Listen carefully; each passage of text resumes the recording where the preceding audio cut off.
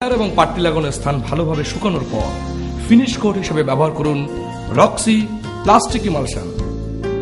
এই রং ঘরের ভেতরে দেয়াল ও ছাদের জন্য ওয়াটার বেসড উন্নত মানের ফিনিশ কোট, বিশেষভাবে নির্বাচিত কোপলিমার অ্যাক্রিলিক ইমালশন দিয়ে তৈরি।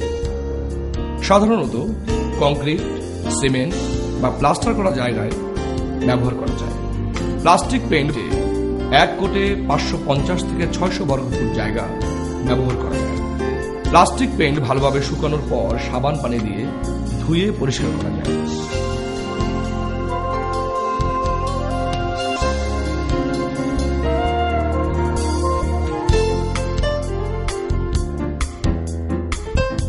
প্রথম কোটে প্রায় 2 লিটার রঙের সাথে 1 লিটার পানি মিশিয়ে পাতলা করুন।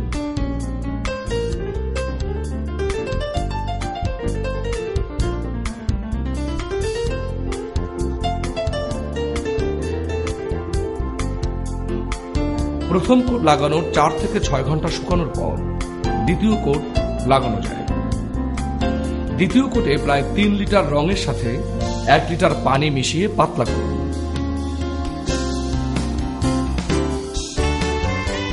রোলার বা স্প্রে করেও এই রং লাগানো যায়।